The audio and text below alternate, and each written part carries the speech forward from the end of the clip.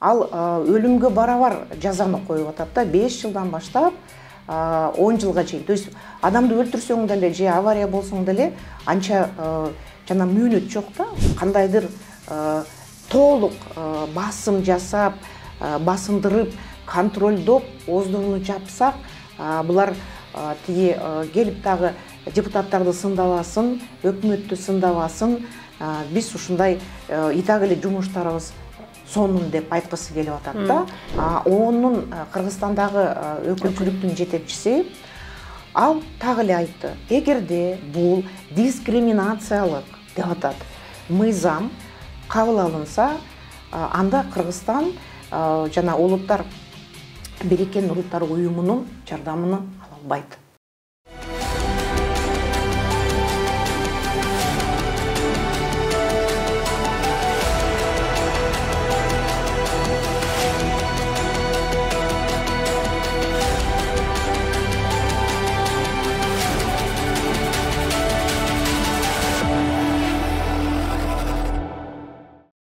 Кутмандуу күнүңүздөр менен, урматтуу Политклиника медиасынын көрөрмандары, бүгүн биздин студиябызда конокто Жогорку Кеңештин мурдагы депутаты Гүлнара Дербишалиева болмокчу. Гүлнара айым, саламатсызбы? Кош келдиңиз биздин студиябызга. Ошо сиз менен кечээ Жогорку Кеңеште коомдук талкууга коюлду коммерциялык эмес уюмдар жөнүндөгү мыйзам долбоору. Ошол боюнча суроо берейин деп турам. Негизи эле ушул бул мыйзамдын коркунучтуу жактарын айтып өтсөңүз. Мен ошол баса белгилеп кетейин деп атам. Ошол 5-6 сазывдын депутаттары келгенден бери эле, ошол 2015 жылдан бери ошол сазывга парламенттердин депутаттары келсе эле, булар ошол биринчи эле массалык маалымат каражаттары, анан ошол коммерциялык эмес уюмдардан башташат да. Анткени булар коомдо аябай чоң күч. Негизи ушул маалыматты чагылдырат, мисалы үчүн массалык маалымат каражаттары. Ал эми мамлекеттик эмес уюмдар ушунчалык жана жер-жерде, ушул талааларда, ушул көптөгөн бир 12-14 багытта иштейт да. Анан негизи ушул азыркы ушул бул сазывдын депутаттары, мисалы үчүн демилгечи өзү ушундай бир ушул сазывга келгенден бери өзүнүн аракетин кылган депутат айым Надира Нарматова азыркы ушул жана версияда мыйзамдарына аябагандай коркунучтар көп да. Бул биринчи эле коркунуч, биринчи эле бул атайын мен реестр жасайм дейт, жана тизме кылам дейт. Анткени тизмеде мен мамлекеттик эмес уюмдарды, биз баарыбыз айтып атабыз, азыр Кыргызстанда 30 миңден ашык мамлекеттик эмес уюмдар бар. Эми катталган андан деле көп. Толук тизме кылам. Тизмеде аныктама берем. Эгерде мамлекеттик эмес уюмдардын уставында каралбаган нерсе менен алектенсе, аларды анан экинчи критерий бул чет өлкөдөн акча алса, мисалы үчүн фонддордон, башка өлкөлөрдөн акча алса, анда мен аларга ошол чет өлкөлүк өкүлү, агент десек болот. Анткени бул негизи ушул Россиянын мыйзамынын толук көчүрүлгөн да, плагиат катарычы. Ал даже Россиянын мыйзамы кичине жумшагыраак. Анткени Россиянын мыйзамдарына жанагындай кылмыш жазасы жок да. Бул азыркы версияда, Надира Нарматова сунуш кылган версияда экинчи беренеде ал толук, экинчи беренеге өзгөрүүгө ал толук жанагы административдик эмес кылмыш козголот деп жазып атат да. Болгондо дагы ал өлүмгө барабар жазаны коюп атат да, 5 жылдан баштап 10 жылга чейин. То есть адамды өлтүрсөң деле же авария болсоң деле анча жана мөөнөт жок да. Ал өтө чересчур эле аша кеткен да. Анткени бул биринчи тизме кылат, анан аларга жанагындай жаза көрсөтүлөт, анан үчүнчү дагы бир кошумча отчетторду кошуп атат да. Анткени мурдагы сазывдын депутаты Райымкуловдун ушул эле мыйзамга өзгөрүү киргизгенде, ал бизге толук жанагындай финансылык отчетту койгон да. Ал биз азыр 4 түр отчет тапшырабыз да. Мисалы үчүн биз салык кызматына тапшырабыз отчетторду, анан жана Финразведкага тапшырабыз отчетторду, анан тышкары соцфондко отчетторду тапшырабыз, анан дагы силер жана эме бар, фонд регулирования финансов деген эме бар да. Андан тышкары дагы кандай дагы кошумча отчетторду кошуп атат. Ал 4 отчеттон тышкары дагы 5-6 отчетторду, мисалы үчүн Минюстке, анан ГКМБге отчет тапшырсын деп атат да.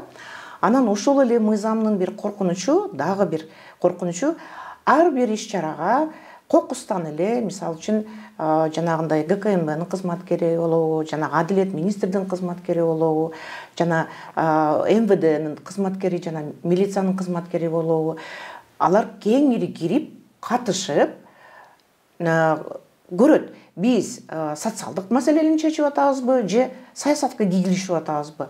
Ал кандай болот? Биз мисалы үчүн МПОлор ар бир жума сайын аябай көптөгөн иш-чара өткөрөт да. Анан ар бир иш-чарага негизи адамдык ресурс барбы ошол көзөмөл кылган органдардынчы? Ал эми тап толук эле ошол коммерциялык эмес уюмдарды толук көзөмөлдөө, контролдоо, эч бир кадам оңго же бир кадам солго кыла албай тургандай мыйзам иштеп чыкты да. Мисалы үчүн биз мыйзамды негизи ошол Россиянын мыйзамынан алып келген да, көчүрүпчү толук эле бир 90% эле плагиат салыштырдык.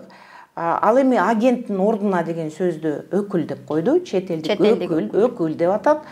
Эми агентке караганда кичине эмерек да, анан агент вообще эле да. Анан кийин негизи даже Россиянын мыйзамы жумшагыраак да, анткени ага кылмыш жаза көрсөтүлгөн эмес, любой эле жаза көрсөтүлгөн эмес да. Эми кече парламент укугуда эгерде байкап угуп көрсөңөр, негизи өкмөттүн кабинети өкүлү мындай жалпы концепция менен мындай макулбуз деп атат. Бирок дейт, мисалы үчүн почти ар бир беренесиде мисалы үчүн жазаны алып койгула деп атат. Жанагы реестрден тизмени кылганда, мисалы үчүн ким аныктап берет, саясат менен алектенип атат деген сөзгө ким аныктама берет? Ал өтө расплывчатый да, мындай жакшы так жазылган эмес да. Мисалы үчүн мындай коркунуч бар. Эгерде мисалы үчүн менин уюмум, мен өзүм Лейлекте иштейм, Баткен областында иштейбиз. Эгерде менин уюмум же менин жеке өзүм мисалы үчүн бир милиционерге же ГКМБнын кызматкериге мен жакпай калсам, ал мени кайсы мезгилде де келип, менин иш-чарама катышып, жалпы мага мен өзүм жеке катары жакпайм же уюмум бир жакшы иш кылса, аны көрө албаса, бул саясат менен алектеп кое берет да. Бул өтө субъективдүү да. Анткени мисалы үчүн кече жогорку соттун өкүлү, так эле конституциялык соттун өкүлдөрү, прокуратура айтып атат да, жанагы саясий ишмердүүлүк так кылып жазгыла. Анткени саясий ишмердүүлүк деген сөзгө аныктама жок. Ошого бул конституциядагы каршы мыйзам деп атат да. Анан дагы эң орчундуу маселе, мисалы үчүн бизде Кыргызстанда аябагандай көп чет элдик уюмдардын филиалдары, өкүлчүлүктөрү иштейт да. Мисалы үчүн бул мыйзам жалаң эле коммерциялык эмес уюмдарга эмес, чет элден уюмдардын өкүлчүлүктөрү, филиалдары иштейт да. Аларга дагы ушундай эле талап коюп атат да. Бул деген эң коркунучтуу нерсе. Тилекке каршы биздин уюм, биздин өлкөбүз аябагандай донордук каражатка көп жашайбыз да. Анткени бир эле коммерциялык эмес уюмдар эмес, өлкө өзү, парламент өзү, мисалы ошол эле жогорку сот, прокуратура өздөрү деле донордук каражатты алышат да. Бир топ жана эмелерди ратифицировать этип, кредитный соглашение, грантовый соглашенияларды парламентке алып келип, булар көп алышат. Депутаттар мынтип ойлоп атат да, эң көп каражатты коммерциялык эмес уюмдар алып атат деп айтып атат. Булар андай эмес, биз көрүп атабыз да. Ошол эгерде толук донорлордун каражатын эсепке алсак, 80%-ны өлкө өзү, парламент өзү алат. Өлкө өзү, биздин өкмөтүбүз өзү грантополучатель да, гранттарды алышат. Ал эми 20-18%-ны эле коммерциялык уюмдар алат да. Анан дагы мен бир баса белгилеп кетем дегеним, ошол эгерде чет элдик эл аралык уюмдардын өкүлчүлүктөрү ушундай жанагындай 4 түрдүү, 5 түрдүү, 6 түрдүү отчет тапшырса, анан булар дагы бир реестрге кирсе, аларга дагы жанагындай жазаларды койсо, алар кече айтты, биз Кыргызстанда ишибизди токтотобуз, ишмердүүлүгү токтотобуз.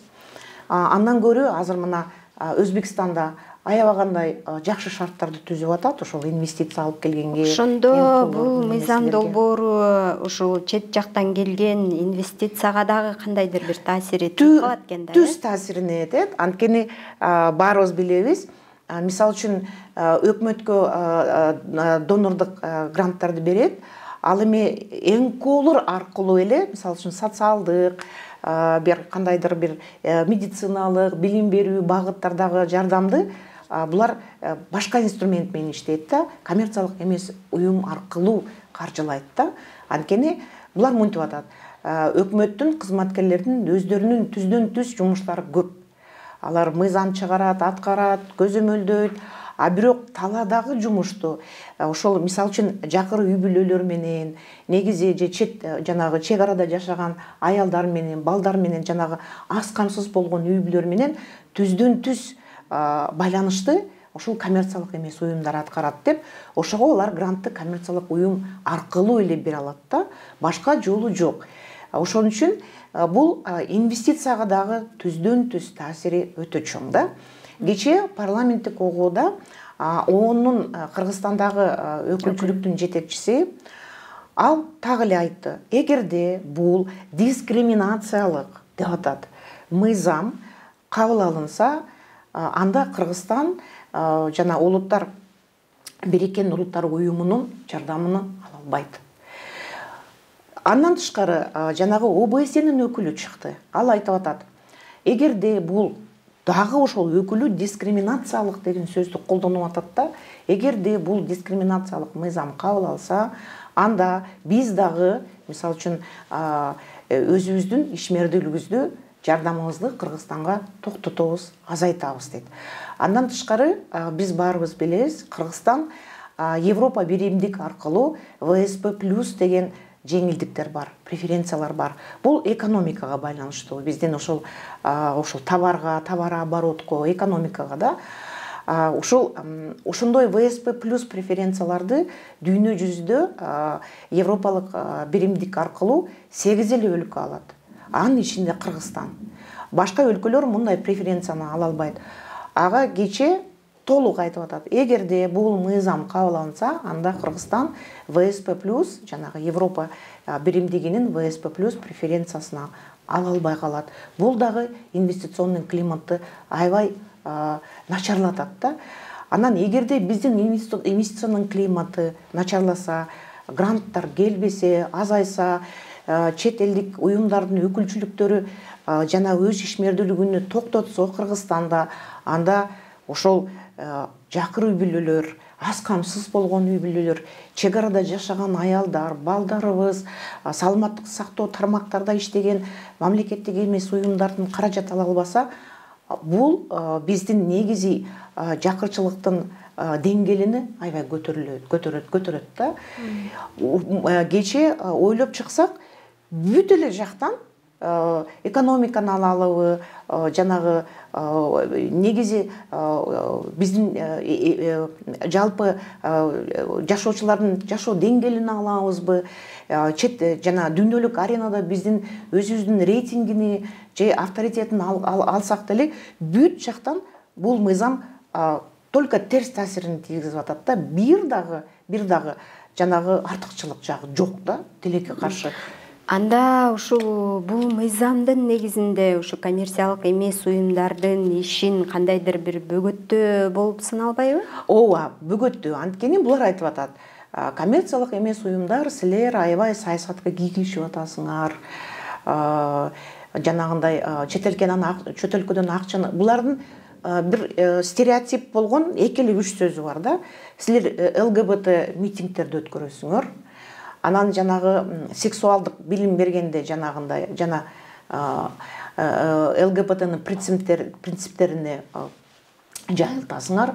Андан тышкары жанагы биздин үрп адатка дал келбеген батыштын баалуулуктарды алып келесиңер.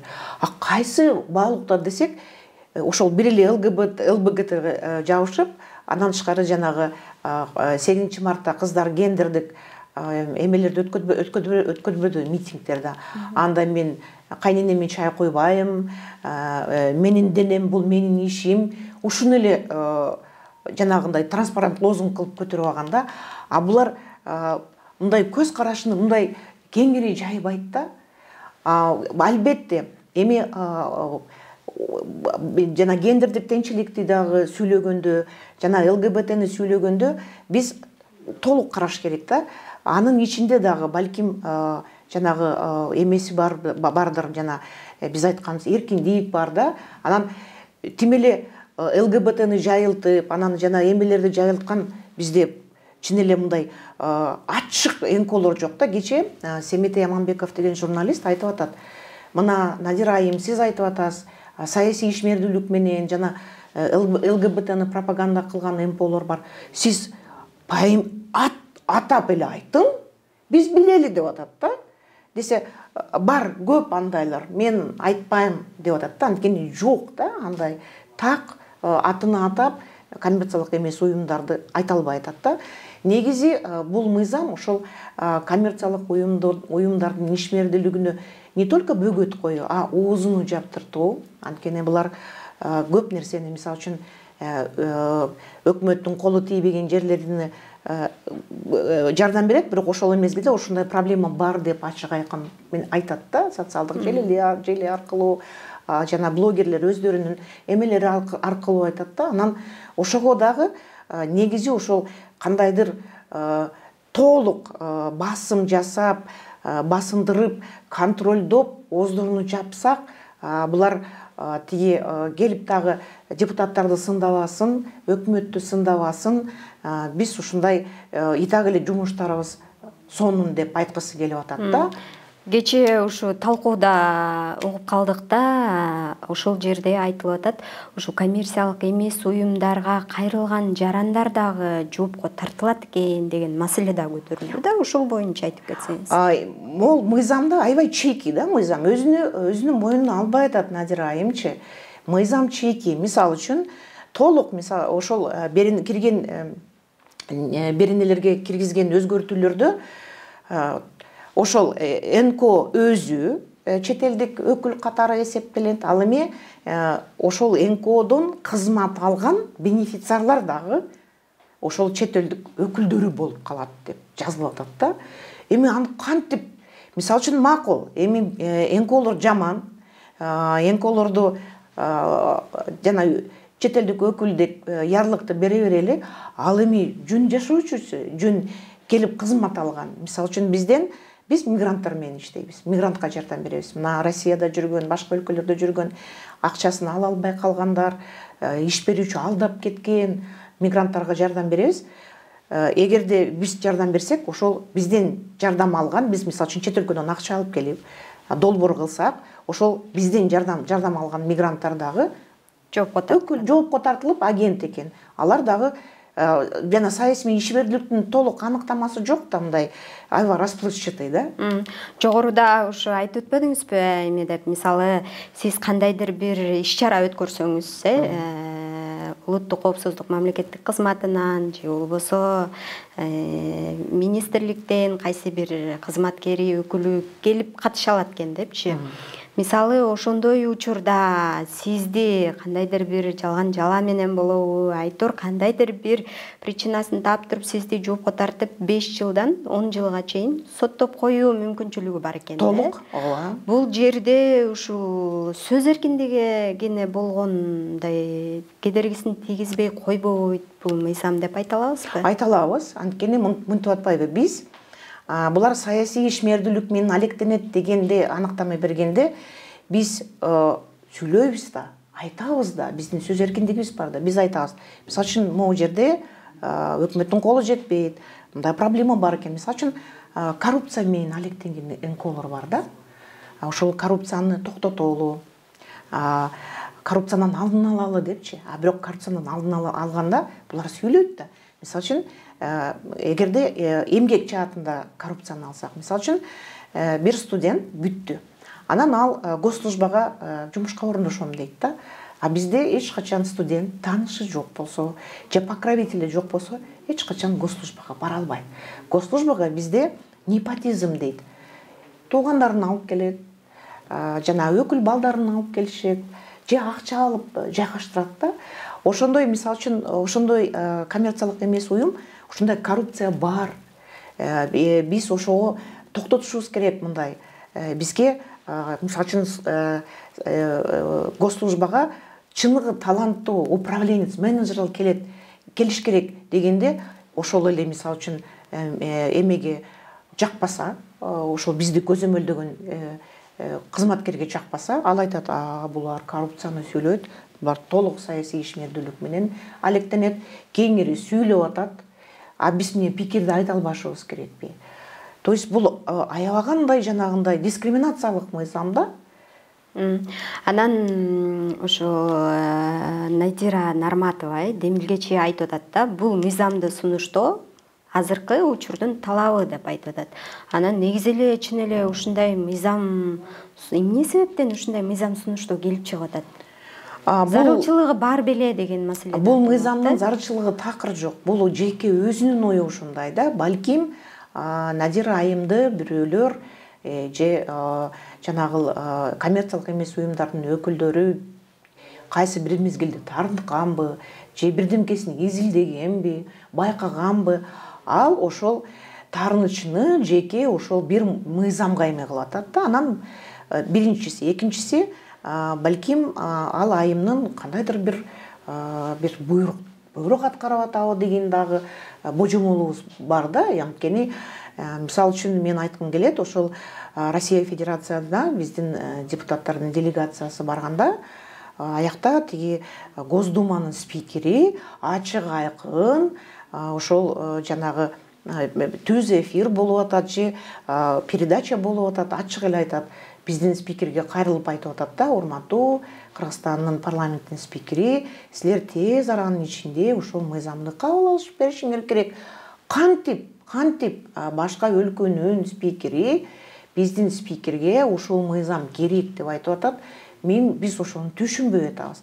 Андан тышкары кечээ жакында ошол СНГ мамлекеттердин саммити болгон алкагында ошол учурда ошол эмелер айтып атат да, биз мисалы үчүн Россияда бизде мындай мыйзам бар, тизме бар, биз ошол СНГга кирген мамлекеттерге дагы өзүбүздүн тизмебизди беребиз дейт. Бизге алардын тизмеси эмнеге керек? Азырынча биздин мыйзамыбыз жок. Анан ошондой дагы божомолдор бар.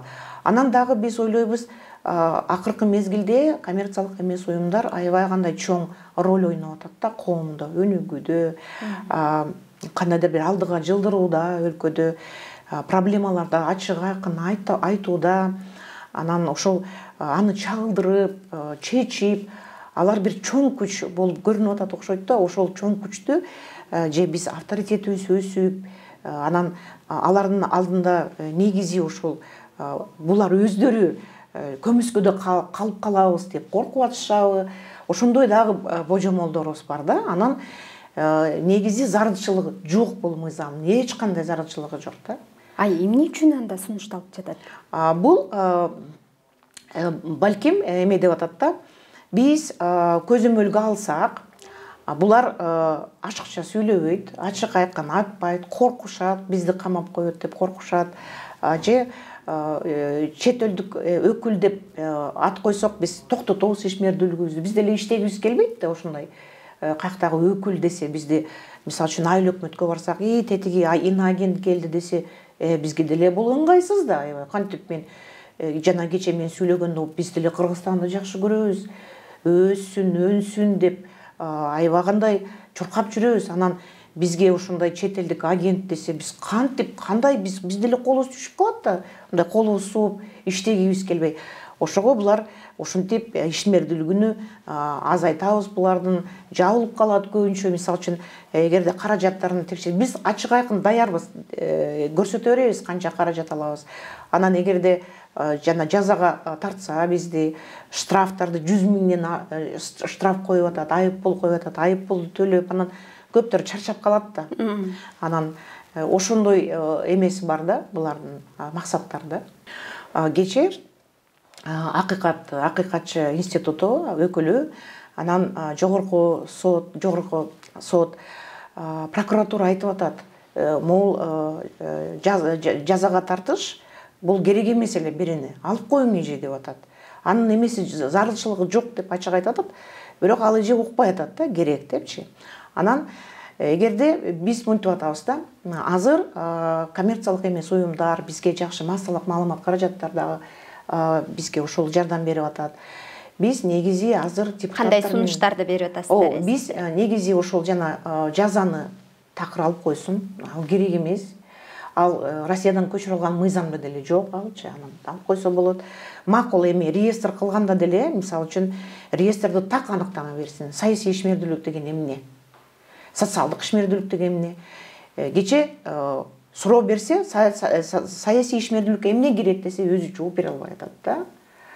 Анткени так өзү деле билбей атат да. Анан биз сунуш кылып атабыз, негизи ушул жазаны алып коюш керек. Анан ошол макул отчеттуулукту кошсун, анан негизи ошол чет элдик өкүл деген эмесин дагы, тизмени дагы кылбаш керек да. Балким биз негизи өзүбүз мынтип сунуш кылып атабыз. Толук бул мыйзамды жокко чыгарылсын депчи. Анткени эл аралык аренада дагы биз аябаганда уят болобуз.